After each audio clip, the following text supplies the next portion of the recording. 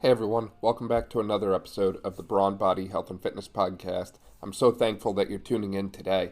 Today I'm joined by Brian Cardin, who is a physical therapist, pedorthist, and he has served as a very helpful set of eyes and insight for me myself as I've worked with athletes over the past year or so. So I'm really thankful for his time, and today we're really diving into the foot and the ankle. We're talking a lot about structure and function and exercise and so many different physical therapy considerations at the foot and ankle complex in general. So, this is a great episode, and I know you're going to love it. And if you want to find out more about Brian, be sure to check out the links we have below. His company is called Cardin and Miller Physical Therapy in Central PA, and they're doing amazing things. Enjoy the episode. Brian, welcome back to the podcast. I'm super excited to work with you again. Oh, thanks for having me. Appreciate being here. So for people who maybe they haven't heard of you or Cardin Miller Physical Therapy or all the other amazing things that you do, would you mind kind of refreshing them a little bit about who you are and what you do in your abundance of free time? Sure. Yeah, I mean, I've been a PT for over 25 years now. I'm an owner and a private practice here in South Central Pennsylvania. We actually recently partnered with a couple of other owners to create a larger group. We're now part of a group called Access Physical Therapy. So we service Pennsylvania, Connecticut, North Carolina, and New York. So our resources have got a chance to expand a little bit.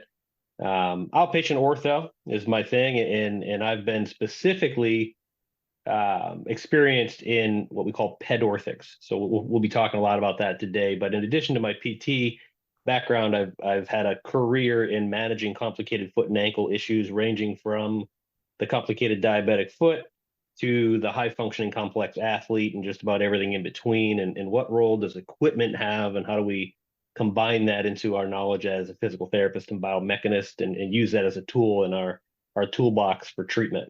Yeah, and you've been a huge help to even myself in managing some of those cases in the past. I remember we worked together on one or two just recently, discussing different orthotic considerations, different leukotaping considerations, even exercise considerations.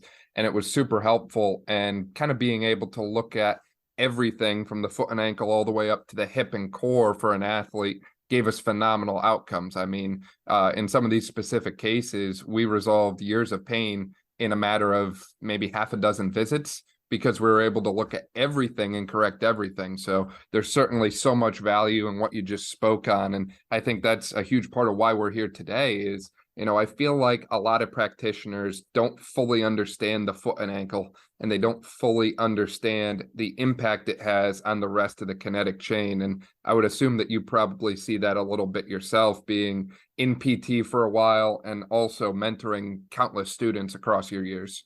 Yeah, I do. I mean, I think at the end of the day, my takeaway from this is that physical therapists are uniquely qualified to look at people mechanically. And it was just a natural transition for me in my work to start from the ground up from a kinetic chain standpoint and say, we evaluate. I've been doing this for a really long time, right? So the evaluative process has changed over the decades now, but more and more I find trying to evaluate how people function in the real world is key. And so, that happens on our feet. We're made to be bipedal, right? Very rarely are we crawling around, at least not for long periods of time. And we hope, right? We hope to be on our feet and functioning. So I'm a huge proponent of teaching people how to move correctly, looking at structural alignment. What role does structure play on movement and function?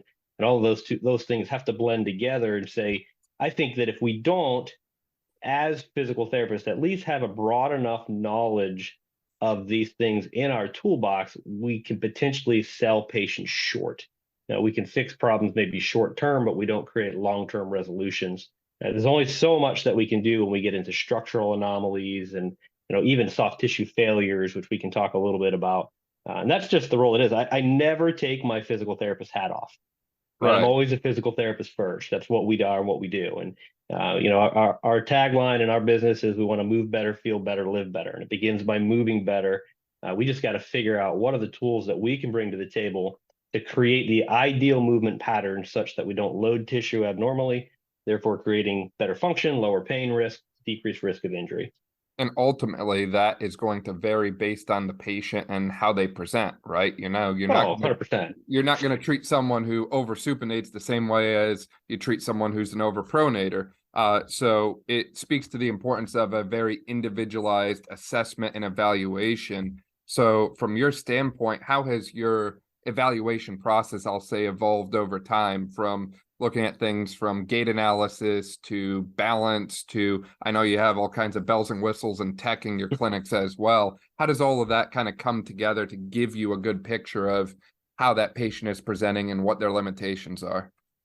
It's a great question, Dan. And the reality is from a young person to where I am today, it's my personal evaluative process has just changed from a sense of having seen thousands and thousands of clients, right? You interpret things a little bit differently after that many years than you do when you're a young clinician. But I do have the opportunity to teach and to teach this information. And the first thing I tell providers to do is to create a system for yourself, create something that is repeatable. You're always looking at the same things for everybody, meaning I start mine in a standing position. I start all my evaluations in standing. And then I do a brief gait analysis, and then I have them sit, and then I have them go supine, and then I have them go prone. And that may sound simple, but I do it the same way every time so that I'm looking at things exactly the same way every time. And I've got a knowledge base that tells me, okay, this is normal, this is not abnormal. If I see this thing that is potentially abnormal, then what does it do when the person moves, right? Because we see normal abnormalities all the time. We see things that are deviations from normal, and sometimes we get super excited about them, and then we go to watch the person function, and we go, it's a non-issue. Doesn't matter, right? I mean, we could boil that down to even the interpretation of diagnostic tests. Now, we know today that these findings that we find on MRI and X-ray that we used to get terribly excited about 20 plus years ago, we go, we see that in greater than 50% of the population, and most of them are symptom free. So I think it's really important to create a system to have a really solid understanding of biomechanics, particularly around the foot and ankle, because what you see in open chain for the foot and ankle most times is going to create something in closed chain that creates a kinetic chain response up. And so if I can fully understand that and then link my static evaluation to dynamic movement patterns and go, oh yeah, this makes sense to me, then I can kind of help to say, is that a strength issue? Is it a joint restriction issue? Is it a structural alignment issue? That's a lot of stuff, but we have all that as the core. And then, as you mentioned, as the years have gone by and technology has improved, we've got some really cool tools now that we can validate some of those findings. Like, oh, I think I saw this. I do all that first. I set my evaluation and my thought process of what's going to be happening with that patient first. And then I'll look at some of the technology and say, is it correlating? Am I accurate with what I was thinking here? Right, right. And ultimately, it's not just a game of matching your own eyes to what the tech shows you, but also listening to the patient as they go through it too. I think there's, a loss of appreciation, I'll say, for the subjective report. And a lot of times, if you listen to the patient closely as they're doing stuff, I think you can probably get 3/4 of what you need from that alone. And then yeah. I don't mean to interrupt you, but if you've not been in the room with providers that are outside of our profession, that rely so heavily on diagnostics to come up with solutions, it'll make you want to bang your head on the wall to say, did you even listen to what they said? Like, yes, I see that they've got this degenerative arthritic condition, but their symptoms have nothing to do with that. You're right. That will set the groundwork to kind of hone you in on what it is you're expecting to see, for sure. Yeah, exactly. And as you were talking too, I can't emphasize the point enough of understanding the complex mechanics of the foot and ankle joint enough, because ultimately that impacts the rest of the leg, right? If you see overpronation with excessive eversion of the calcaneus and the talus is moving into maybe too much adduction, plantar flexion, then how is that going to impact the rest of the kinetic chain, right? We're going to see internal rotation of the tibia. We're going to see changes at the femur, and it can be because of an issue at the foot. And I mean, I don't want to get lost on the biomechanics here, because you could spend a whole day talking about biomechanics of the foot and ankle, and the role of each individual joint, but I feel like that's not emphasized enough in programs. You would hope. I mean, I think when it comes to programs and academia is tough, right? We've Mhm. got to, when it comes to these programs, they have rules they have to play by the accrediting agencies. They have to have certain things in their programs. So I'm careful not to throw stones at glass houses when there could always be ways to improve things. But as a provider, and when I get a chance to speak in front of students, I always encourage them that your focus should be on understanding the how and the why of something. How does the joint work? Why does that matter? And what impact is that going to have going up and down the kinetic chain? Too many times I'll see providers to focus on either protocol driven rehabilitative processes or diagnosis driven approaches to care. When, I mean, I'll give you just a quick example without going down a rabbit hole. You know, if I had a nickel for every total knee arthroplasty that has come in my door over the years that has plantar valgus feet, super flat feet with internally rotated tibia and genu valgum. And they said, you know, I had this for years and years and years. I have my knee replaced, but I still have this knee pain, right? Nobody ever took a look at how they're moving kinetically. They replaced the damaged joint, but they never looked at how that lower limb was moving. And as soon as we put them into something corrective to kind of stabilize that, derotate the tibia or lift the midfoot a little bit, even just put them in a nice pair of shoes that gives them a stable base to function on. And they go, my goodness, my knee pain starts to go away. And it's because, you know, if you understand how something works, you understand length tension relationships, you understand joint surface loading, and now you can build programs that you're not limited. You're completely unlimited on who you can intervene with because you understand how to get somebody as close to normal mechanics as possible. Exactly. And, you know, we were talking with Danny Foley recently on the podcast about the role of the fascia at the foot and ankle in impacting the rest of the kinetic chain as well. And, you know, he was kind of talking more from a strength and conditioning background, but he was saying, look, you know, plain and simple, I work with some athletes, I work with some of these individuals and so on. And I've noticed that some of them will move their foot in such a way where they put almost all their weight on their first and second toe, and their pinky toe in some cases is completely off the ground. Or other individuals might not want to put weight on their big toe, and instead they're bearing all their weight on the lateral aspect of the foot. And he was kind of thinking about it, and he didn't really have a great, you know, he didn't have an answer for it. It was just kind of one of those hypothetical questions of, you know, what impact is that going to have up the chain if we're putting more of our weight on half of the foot versus the other half? You know, it's a smaller surface area, so naturally more force in a small area is going to have an impact locally and globally as a result. Sure. Yeah, I mean, and the reality of it is there's normal, right? There's what textbook tells us should be normal, and then Mm-hmm. there's the rest of the population, which everybody there's very rarely do you evaluate somebody, even if you're using high technology and movement patterns where you go, oh my goodness, there's perfection, exactly what I expected to see based on textbook normal. So you do see deviations or in that, but when you mentioned the windlass mechanism or plantar fascial engagement of the foot, you know, if you've got an incompetence of that windlass mechanism in the foot, foundationally, you're setting yourself up for potential failure. I mean, it is by definition what moves the foot from being a loose bag of bones to becoming a lever. And if we can never restore that lever, then we cannot expect length tension relationships of muscle up the kinetic chain to be any better. And it just, you know, it kind of aggregates. You might see that as a localized pain problem first, but down the road, you know, somebody comes in and you start talking about patellofemoral problems or lateral hip issues because they've got progressive hip weakness that is just secondary to an abnormal movement pattern for years and years and years. And you know, we as therapists will tend to get sucked into, oh, the hip's a problem. Let's strengthen the hip. And I'm not saying we shouldn't strengthen the hip. I told you we never take the therapist hat off. You got to address that. But if I don't keep looking at the why, how did that end up that way? Why did this otherwise normal, healthy individual end up with unilateral or bilateral hip abductor and external rotator weakness when they were training pretty comprehensively, perhaps? But their movement patterns were such that they could not fire muscle groups the way they were designed to be fired. And again, it sometimes it's a matter of strengthening through the kinetic chain, not always throwing equipment at it. I'm not suggesting we throw equipment at everybody. In fact, I probably talk more people out of equipment than I talk into equipment, but I do have it as a tool in my toolbox. Yeah, definitely. And, that windlass mechanism is essential for supporting the arches of the foot. And if it's not functioning properly, that's when we start to see more of like a overpronation compensation develop.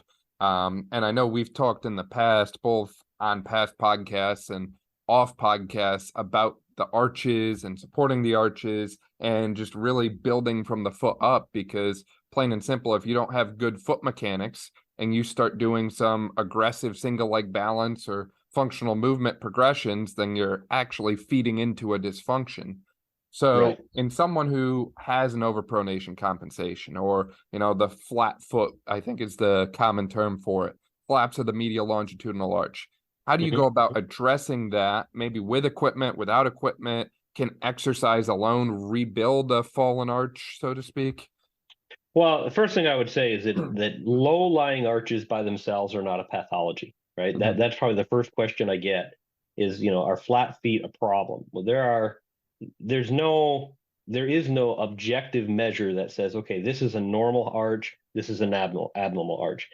When I look at the height of the medial longitudinal arch, I'm always correlating that to the position of the forefoot and the position of the rear foot. So if we see somebody who has a true plano-valgus foot deformity, meaning the medial longitudinal arch is dropped, the forefoot has AB or abducted, and the rear foot is an eversion, I clearly have an abnormal alignment issue. So my first thing is with that type of person, I'm going to check on mobility. I want to see, does the foot have the ability to be put into a position that is normal? Because some of these folks, if they're in that for so long, they may have developed some capsular restrictions that we can't even get there. If that's the case, and now we're probably not talking athletes in this case, we're probably talking older folks who've been in that position for years. From a therapeutic standpoint, the first thing I'm going to do is see if I can restore that mobility. It's going to be joint mobilization, it's going to be range of motion, it's going to be selective strengthening to supplement what I've done. In those people, the likelihood, let's just throw a random number out there. They're over 50 years old. They've had this problem for years. And you mentioned earlier, their subjective report is my feet have been this way since I was a kid, right? Because I get that all the time. I've had this foot position since I was a kid. It never bothered me then, but now that I'm 50, I have these problems, right? What they're experiencing is the aggregate result of hanging on tissue over time. The likelihood of me mobilizing and then strengthening the tibialis posterior adequately enough to restore normal shape is probably pretty low. That person from the very get-go, I'm probably leaning towards what am I going to be able to do to support the midfoot and arch, bring that rear foot a little closer to neutral. And depending on the level of deformity, I could be talking about something like a custom orthotic. I could be looking at something if it's a low-lying deformity and a healthy person, not majorly overweight, they have good function, they can move well. We could be just looking at an off-the-shelf product. I'm almost always coupling that with footwear, proper footwear, because having a world-class orthotic with footwear that doesn't match it is a terrible idea. You just got to have your footwear ironed out first. So that's kind of one end of the spectrum. The other end is that person who maybe has a bit of a low-lying arch, the windlass mechanism doesn't seem to be firing quite great. They're not engaging into that first toe when they walk, but they're otherwise healthy. Most of the time when I look at that person, I'm looking at what's the posterior column look like? Like how short is the Achilles tendon? Because a lot of times what we see is they've got adaptive shortening there, and they end up getting kind of reciprocal inhibition. So that some of the other muscle groups are inhibited because of the length tension relationships that they no longer have. So I want to increase dorsiflexion of that foot, and then I'll really start to work on motor relearning. So we'll strengthen that tibialis, we'll strengthen those foot intrinsics, we'll put the foot in the position we ideally want it in, and we'll have them work on holding that position while they do functional movements and tasks. We'll see if we start to see carryover. And if we see carryover and they improve their function, I don't want to throw them into an orthotic that's unnecessary. I want to try to get them functional. If they're an athlete and they're high functioning and they're totally jonesing to get back to activity quickly, I might still choose to use an orthotic to expedite that process, but teach them how to incorporate intrinsic foot strengthening, proprioception, and balance so that they can gain that strength over time. And I just want to reference something you said earlier. As providers, as a physical therapist, if we ever walked into a room and watched somebody doing shoulder external rotation with a huge kyphosis and a forward head and rounded shoulders, we would go, well, that's terrible technique. We're probably not even loading their cuff the way we're supposed to. Yet I've watched hundreds and hundreds of clients doing foot and ankle exercises in either grossly oversupinated, overpronated positions or a lack of dorsiflexion, and it makes my head want to explode because you're right. We load them up before they move correctly. We've got to pull that back. We got to say, no, let's move correctly before we load it up. And that doesn't change whether we are doing deadlifts or we're doing foot intrinsic strengthening. It should always be the same. Right. And, I know that a lot of those things are not necessarily the Instagram worthy, sexy exercises that you see all the time, right? Like, I think that 400-pound squats in physical therapy get more clicks than, towel curls. But sometimes it's the necessary evil of this is what's going to help us here. And it ultimately comes back to knowing what your goal is in PT, because if your goal is to function as a strength coach, sure, ignore all that and just start loading them up, but you're going to become part of the problem if you do that for long. If your goal is, hey, this person's come to me because of pain or dysfunction, or they're feeling some kind of symptom, and I want to help them with that, and I want to get them back to doing what they want to do, whether that be sport or activities at home or whatever, then you have to keep their goal in mind. Your goal is not to make them the best at exercising. Your goal is to get them back to what they want to do. And I can't echo your point enough about, again, making sure that everything is mechanically sound before you move into it. I remember when I was learning from you back in school, I can't believe I'm saying this, but this was like 2-3 years ago, Brian. Probably. But you made a point about the importance of getting subtalar neutral before you assess dorsiflexion.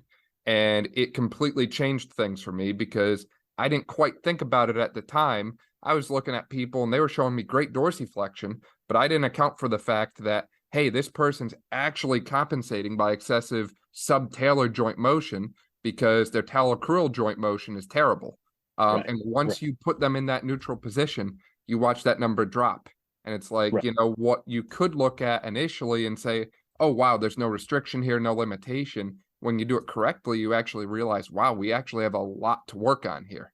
Yeah. The quality of what we evaluate matters, right? And I think that's, as clinicians, we have to be careful of that, is that we will tend to move through things kind of quickly and just make assumptions like, oh, to your point, dorsiflexion is really good, and I'll see people do that all the time.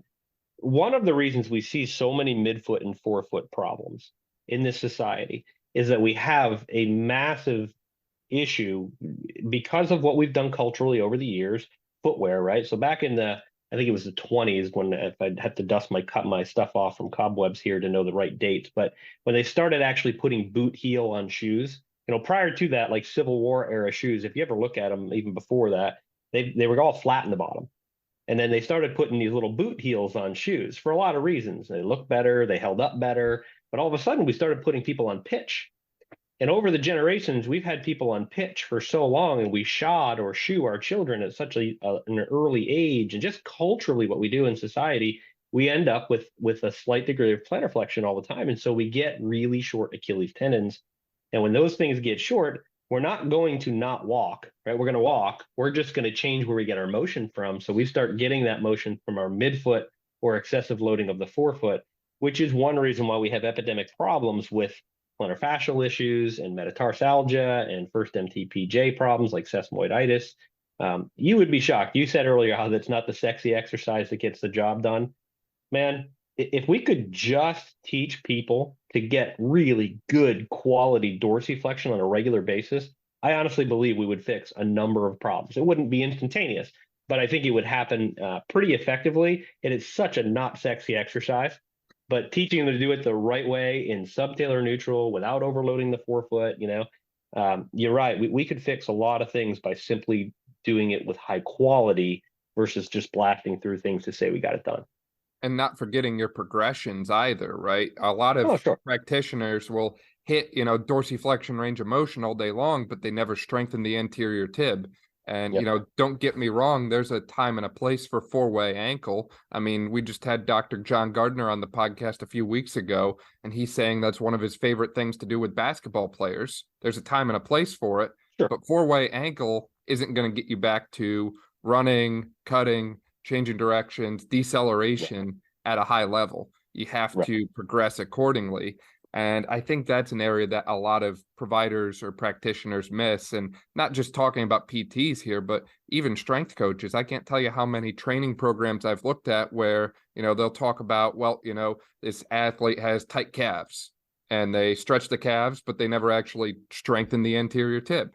Do Sure. you have any preferred exercises, interventions, progressions for progressing through anterior shin strengthening or dorsiflexion strengthening, I'll say? Yeah, so I tend to look at it a couple ways. I do use rocker boards a good bit, because I can get a flat surface where I can fix the foot, and I can even wedge that foot, and I'll make wedges, or I'll just use towels to wedge feet, right? So I'll do that for stretching of the posterior column. A lot. I use rocker boards, and then I will move those rocker boards or remove things to have people actually going through active motion to be able to. That's sort of my first line defense of where I'll go. Is I like to get people to move as much in the functional position as possible. Not a huge fan of open chain strengthening that way. I like to do it as closed chain as possible when I can. So I'll do, I'll turn that rocker board sideways, and I'll do inversion on a rocker board with the person standing.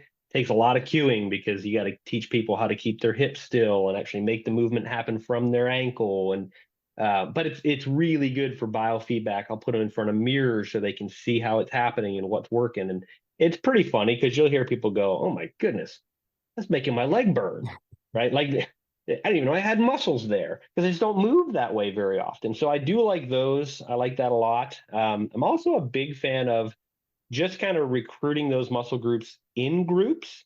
So after we mobilize or stretch posterior columns and facilitate movement, and I'm not saying I don't use T-band stuff for open chain, I do. I will typically begin to break down the gait pattern. We do a thing called back knee flexion. We'll be doing one single step, and we teach people to time how the tibia needs to move over top of the fixed foot before the heel begins to leave the ground, because when we're short, the heel leaves the ground early when the calf is short. But I really am a big fan of those gait timing techniques. We'll do that. We'll break it down into single stages, and then we'll progress it over time where, we'll have people doing single leg stuff, but we'll have T-band pulling him in one direction or the other where they have to kind of stabilize in a neutral position, trying to keep that tripod of the foot, keeping the foot in subtalar neutral, and get that whole lower quadrant firing from there. So, there's no end to it. At the end of the day, you've seen it. You've seen the ridiculous exercises that some therapists come up with, right? I think out of boredom, because we can only teach so many exercises so many ways, we start doing crazy things.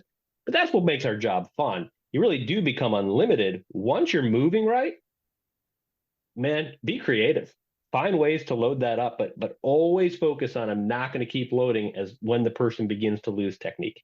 When they begin to lose technique, you got to back that loading off, because we're also not dealing with these super high capacity muscle groups from a power standpoint. But these are very much technical muscle groups that work on stability and localized stabilization. So I'm super concentrated on quality of movement and maintaining form at all times. Yeah, exactly. And especially if you're working with an athletic population, if they're in season when they're coming to you, then they're likely overtrained and overclocked to begin with. Right. So adding a ton of load on them is not just going to hinder your progress for what they're coming to you with, but you could actually contribute to dysfunction elsewhere by pushing too heavy too quickly. And, I also want to mention too, earlier you mentioned the role of footwear and just kind of the state of footwear in our country right now. And you also touched a little bit on the role of orthotics and that sort of thing. And you mentioned that the orthotic has to match the shoe. But I'm assuming that most PTs don't have a facility quite like yours where you have a running store right next door. So how would you go about navigating the kind of process of matching a orthotic, whether it be an over-the-counter or a custom one, to the right footwear? And I'll take it a step further here and say, how do people know what the right shoe is for them? Is it strictly a feel thing? Is it a certain objective thing that they have to look for? What makes the shoe the right shoe for someone? Yeah, that's a question that in my world I get every day, right? So the patient will walk in and go, "What's the best shoe?" Everyone wants to know what the best shoe is. Yep, I'm because gonna I'm gonna it's start that my. one thing. It's the one Oh yeah, thing that's going to change that'll change everything. it for me. That'll just change it for me.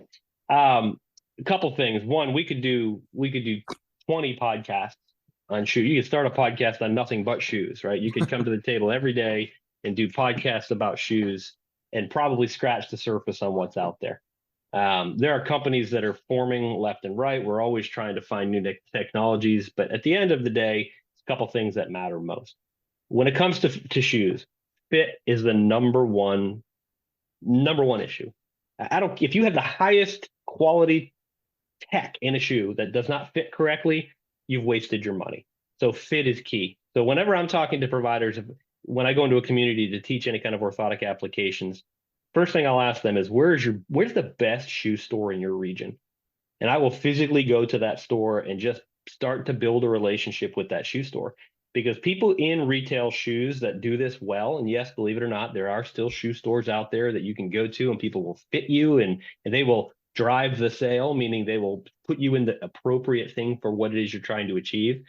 Yeah, there's only so much knowledge as a PT that you're going to retain on equipment that's on the market at any point in time when it comes to shoes. So having a relationship with a quality shoe store is great. And I know there's not one in every community, but even in neighboring communities or find somebody who you can use as a reference. That's one thing that's really helpful.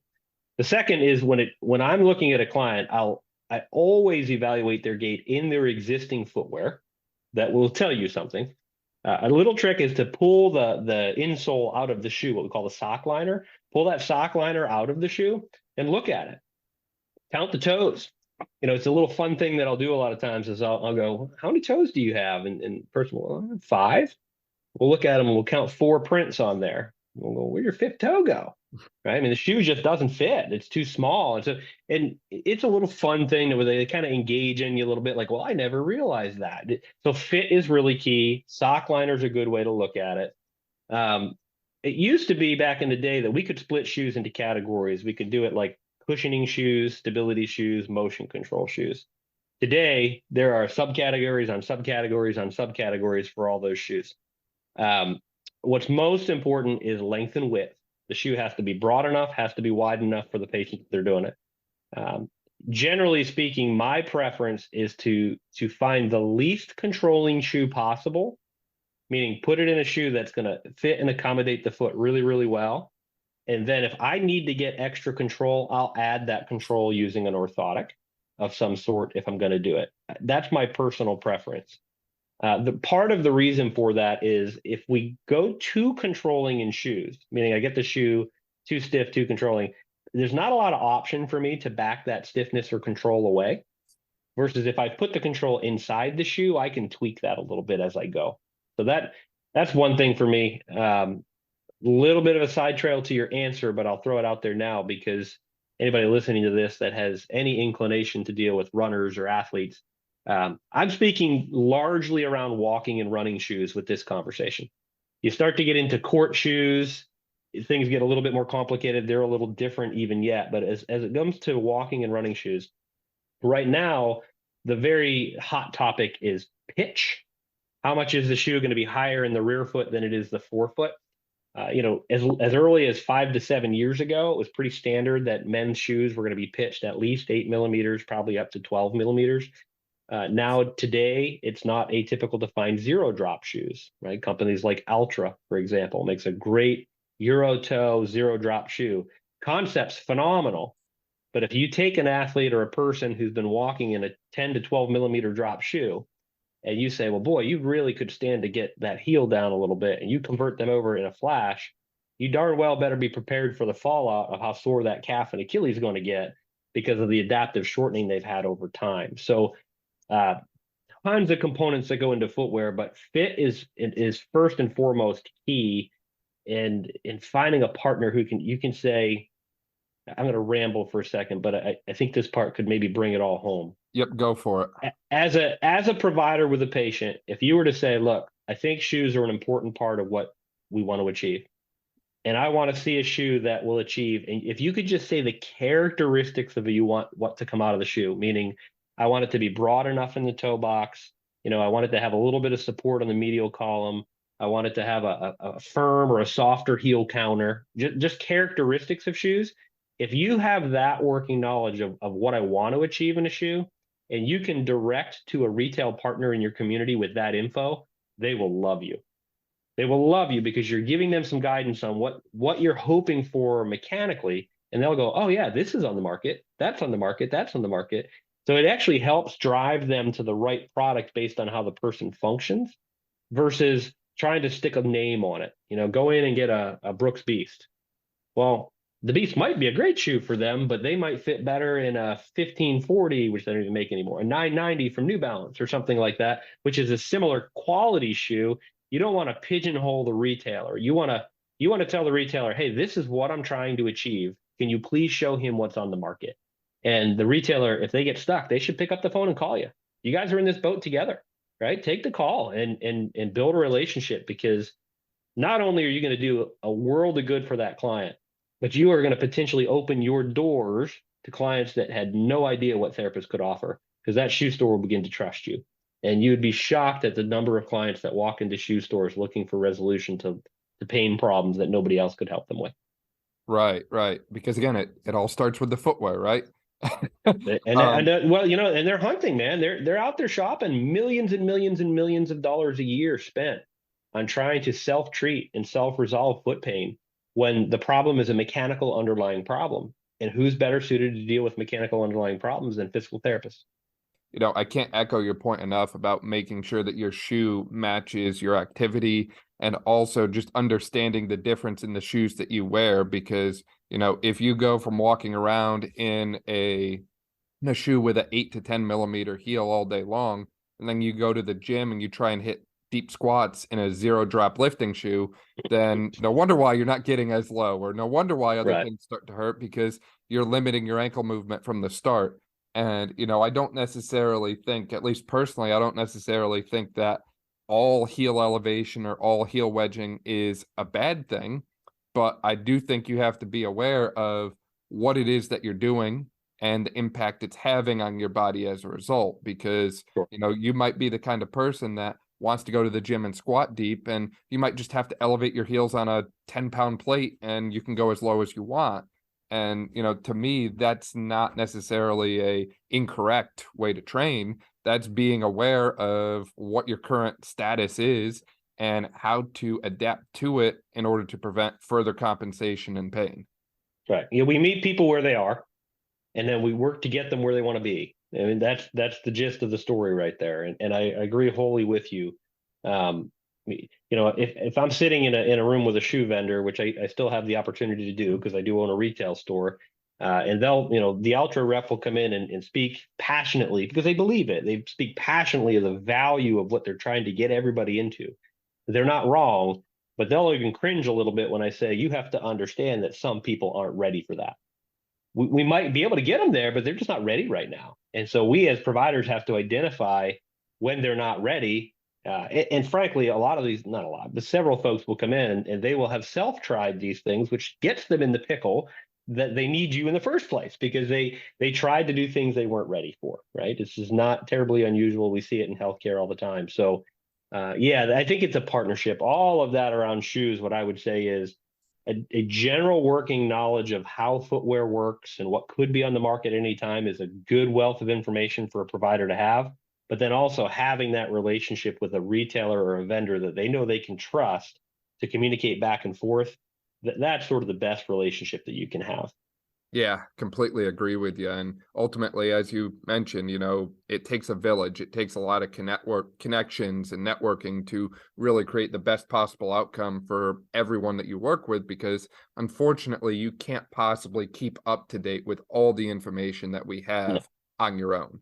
No, it's impossible. I mean, it's even kind of behind the curtain from my own life. I just walked through our stock room in our retail store the other day, and I had to ask the store manager about 4 or 5 different pair of shoes. I mean, this stuff just changes so rapidly. And, I'm a shoe geek and it's hard for me to keep up with it. So yeah, don't feel I don't ever want providers to feel like they can't give advice because they don't know everything. You will never know everything about the shoes, but you will know exactly what you want to achieve. If you can tell people what it is you want to achieve, they can help match that to what's on the market at any point in time. Yeah, no, completely agree. And there's one thing that I feel like I'm bringing up in every podcast now, but I'll throw it at you again. Sure. So in my clinic practice down here, we end up seeing a ton of post-op knees, ACLs, meniscus, that sort of thing. And they have a period of immobilization, a month, maybe 6 weeks in some cases with a meniscus where, they're not putting a whole lot of weight, if any, on their foot. And as a result, you have to eventually reteach them how to walk. Is there any Yep. common trend or common dysfunction that you've seen in patients who you see post-op ACL reconstruction, meniscus repair, anything that really limits their ability to walk for a short period of time, and then you start to reintroduce it? Is there any kind of common trend you see when you go from not moving much to all of a sudden we have to reintroduce things? So one of the big ones when you're going from any extended period, and I'll even call that a couple of weeks being an extended period of non-weight bearing, is there's a term, I used it a little bit ago for an exercise we do, and it is called back knee flexion. Is that people who go non-weight bearing for a period of time, when they begin to weight bear, they will keep the knee in extension too early, too often, and for too long. They just don't let the knee go into flexion. And when that happens, you get two pieces. You get the knee extended for too long, and you get the foot supinated. They hang out on the outer lateral border of the foot for too long. It just happens. It's just a normal thing. So one of the first things that we're constantly doing when we go from non-weight bearing to weight bearing is we just work on weight shifting. We get the weight shifted onto the limb, teach them that tripod feel. What does it feel like to have your first toe, your fifth toe, and your heel all on the foot on the ground at the same time? Center that mass, and then start to work on a slight squat weight shift where I'm getting that knee to bend so they can trust the limb to bend the limb through, right? And then I'll break it down into that little exercise. So they take one step forward and that back leg, I don't want that knee to come off the ground too early. I want it to come off the ground in the right time, but I want the knee to bend and to load the first toe. If I can get that movement pattern going, I typically, you know it, Dan, you've been working for a couple of years now, particularly these young people who are post-op with a meniscal or ACL issue, and they just want to get off their assisted device. I just want to get out of that I want to get off that assisted device. Hip replacements are another one. I refuse to let them off their assistive device until I can see a normal gait pattern, because the habit that they build in that gait movement pattern will stick with them. I would rather have somebody with a total hip using a unilateral crutch or a cane for a longer period of time with a really clean gait pattern and no Trendelenburg than I would to get them off that assisted device and feel like I got a win, and then watch them hobbling over like a teeter-totter as they're Trendelenburg down the road, right? So those are big for me. Is just break it up into sections, just like you mentioned earlier. It's just progressions. It's progressions of remember what it feels like to load the limb normal. Remember what it feels like to go into a flexion position with the weight loaded on there, and then slowly begin to load that baby back up. And if they don't, this is an extension of your question, but if they don't, they will develop secondary pain problems. And I'm picking on the hip for a minute. I know we're talking about feet, but the hip is the low-hanging fruit one. When you do this long enough, you're going to end up seeing over your career dozens and dozens and dozens of clients with hip issues, total hip replacements that are back in your clinic for back pain a couple of years later. And when you watch them walk, it's in large part because they're getting so much lateral trunk movement when they walk because they lack hip abductor strength because somebody let them walk with a Trendelenburg gait for years. They never accommodated for it. Right, So right. that's that same philosophy holds true when they go from non-weight bearing to weight bearing. Concentrate on movement pattern before you load it up. Right. Ultimately, we just talked about this with Eric Diagati recently. You really have to earn the right to progress. And Sure. I realize that might mean, if you're a PT and you're just trying to move people through quickly, that might mean you have to slow down. That might mean that, you're 6-week post-op ACL reconstruction only patient is not quite there yet compared to someone else, because you're focusing on the movement quality as opposed to loading them early. And don't get me wrong, loading some of these post-op patients is essential and important. And in some cases, PTs don't do it enough. But be smart about your loading in the sense that you want to load them in a way that doesn't feed movement dysfunction or contribute to a movement impairment, right? You know, if Agreed. you, Yeah, yeah, it's the tyranny of urgency, right? We feel like we live in a world in healthcare where we're like, oh, we got to get better and we got to get better faster.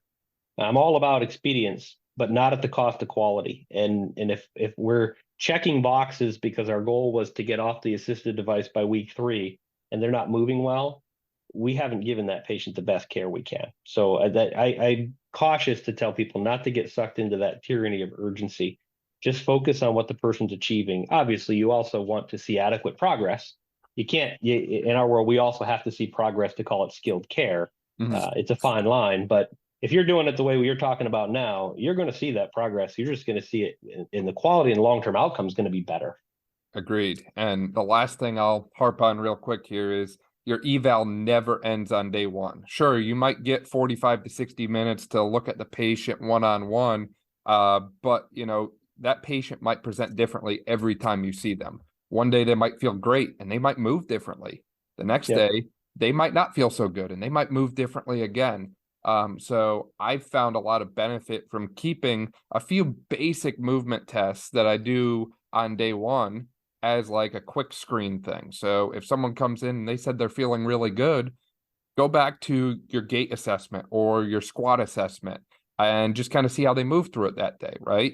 You know, if you're doing it right, you'll watch them walk into your clinic.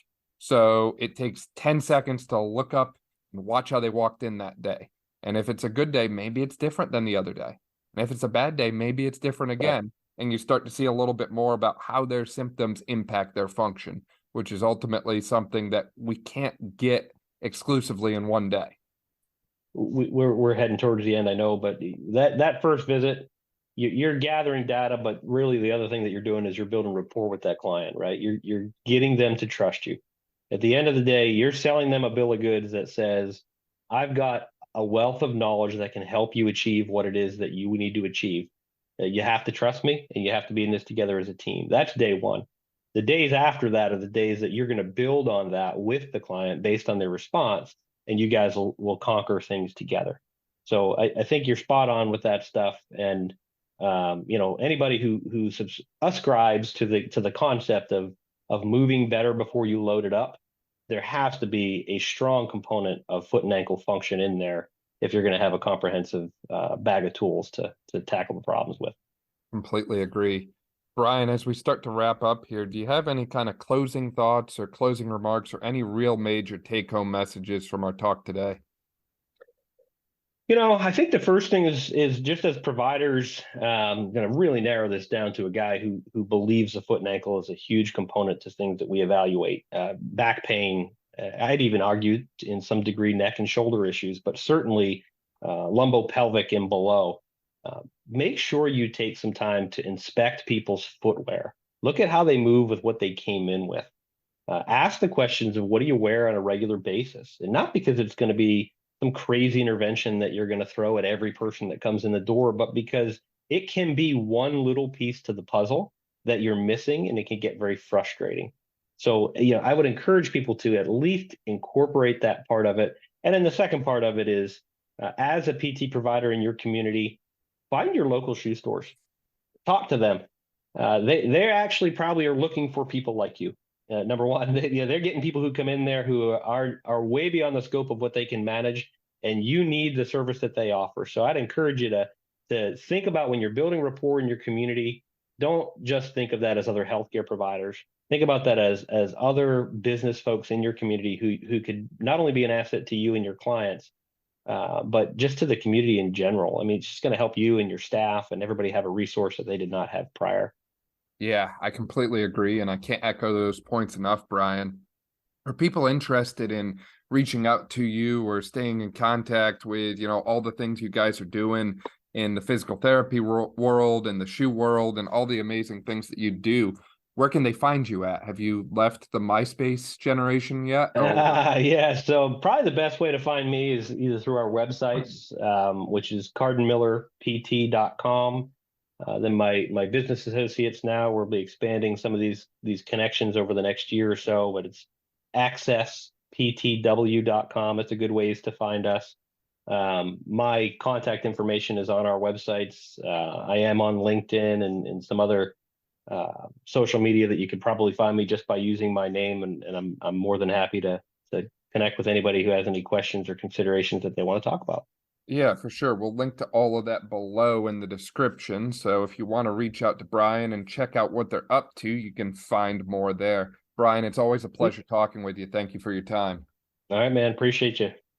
Thank you so much for listening to this episode of the Brawn Body Health and Fitness Podcast. If you liked this episode, please make sure to share it with a friend, subscribe so you don't miss any of our upcoming episodes, and leave a review. This way we can spread knowledge and motivation and help reach more people. Thank you again for listening, and I'll see you next time.